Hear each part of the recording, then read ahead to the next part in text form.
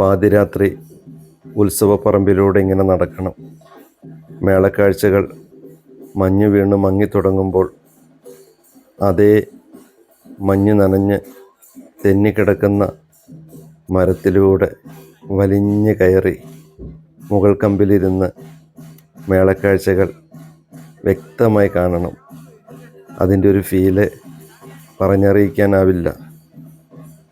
മറ്റുള്ളവർക്ക് ഒരുപക്ഷെ ഇക്കാര്യങ്ങളെല്ലാം കൗതുകമായി തോന്നിയേക്കാം. എങ്കിലും ഇതിൻ്റെ ഒരു അനുഭൂതി അത് അനുഭവിച്ചറിയുക തന്നെ വേണം. കുട്ടിക്കാലത്ത് വീട്ടിലെ കളത്തിൽ ഒക്കൽ നടക്കുന്ന സമയത്ത് തട്ടിക്കൂട്ടുന്ന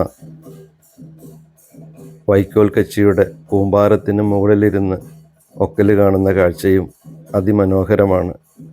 ഇപ്പോഴത്തെ ബാല്യങ്ങൾക്ക് ഇല്ലാതെ പോകുന്നതും ഇത്തരം മഞ്ഞുകാഴ്ചകളും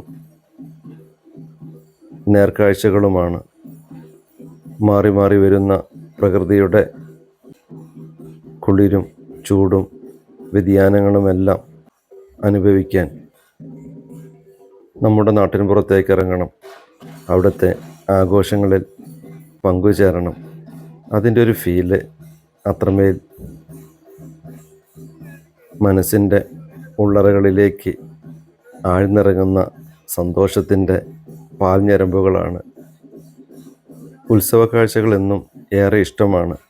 ഒപ്പം പഠിച്ചവരെയും വല്ലപ്പോഴും ഒരിക്കൽ മാത്രം കണ്ടുമുട്ടുന്നവരെയൊക്കെ കാണാനും കുശലം പറയാനും കൈ കൊടുക്കാനൊക്കെ കിട്ടുന്ന വലിയൊരു ഭാഗ്യമുള്ള നിമിഷങ്ങളാണ്. കണ്ടും കേട്ടും മിണ്ടിയും പറഞ്ഞും പുഞ്ചിരികൾ പരസ്പരം സമ്മാനിച്ചും അമ്പലപ്പറമ്പിലൂടെ